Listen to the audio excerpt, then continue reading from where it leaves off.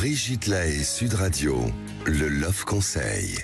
Alors, Claude Parizeau, réconcilier le cœur et la raison, c'est sans doute une des recettes du bonheur, parce que si on laisse trop nos émotions, nos envies, nos pulsions nous guider, on risque de nous perdre un peu, mais si en revanche on est trop raisonnable, eh bien, si on laisse jamais le désir prendre le pas sur la raison, on risque fort aussi de passer à côté de notre vie. Donc, il faut réconcilier les deux, il faut à la fois être capable d'entendre ses émotions, ses désirs, et en même temps ne pas partir comme un cheval fougueux plein galop dans nos désirs. Alors ça demande forcément un peu de lucidité. Alors qu'est-ce que ça veut dire comprendre ses désirs? Ça veut dire écouter un petit peu plus ses envies et analyser si c'est des envies vraiment profondes, nécessaires, j'ai même envie de dire. Il y a des moments dans sa vie. Voilà. Alors je vais prendre un exemple tout simple que tout le monde va pouvoir comprendre et qui est assez en rapport avec l'émission. Si vous avez envie d'avoir une aventure avec la personne que vous venez de rencontrer, alors que vous êtes en couple, eh bien, déjà, en ce moment de votre vie, il faut bien comprendre que si vous avez une envie d'aventure, c'est que vous avez envie qu'il y ait un petit peu quelque chose qui bouge dans votre vie. C'est pas par hasard qu'on a eu envie d'une aventure avec quelqu'un quand on est en couple. C'est que dans le couple, c'est peut-être ça ronronne peut-être un peu trop. Et puis ensuite, quels sont les risques que vous allez prendre si vous acceptez de vivre cette aventure? Il y a des avantages, certes, vous allez vivre quelque chose de très chouette, de très fort, mais le risque, c'est évidemment que votre partenaire le découvre, l'apprenne et qu'il vous quitte ou qu'elle vous quitte.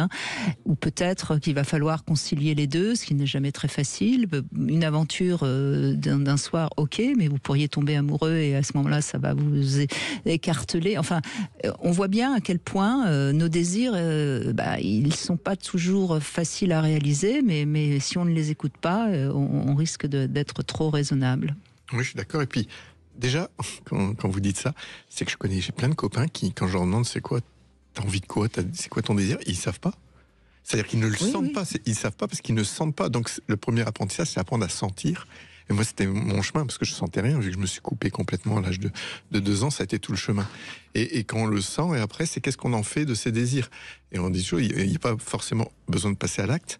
Par contre, c'est de voir aussi les conséquences, comme vous venez de dire, mais moi, je suis pour vraiment que le partenaire soit notre meilleur ami, c'est-à-dire de mettre sa carte sur table, dire voilà, j'ai ressenti du désir pour quelqu'un, je vais pas aller, mais au moins d'en parler.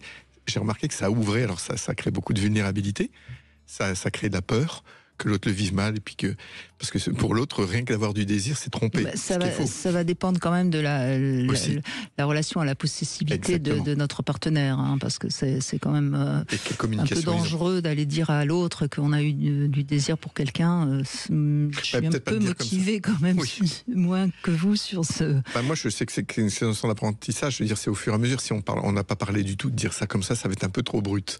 Mais de dire que voilà, je sens que j'ai moins de désir, qu'est-ce qu'on fait? Je veux dire, ensemble. C'est vraiment pour moi, ça se trouve à deux. Parce que oui, dès qu'on a du désir à l'extérieur, je suis assez d'accord, c'est qu'il se passe quelque chose dans la relation où il se passe plus quelque chose. Oui, c'est pas anodin. Enfin, je veux dire, et donc tout ça, et souvent, c'est ce que je dis. Souvent, c'est pas nécessaire de faire une grande thérapie, mais une séance avec un thérapeute, ça permet parfois d'aller creuser un peu plus clairement en soi si on n'y arrive pas tout seul.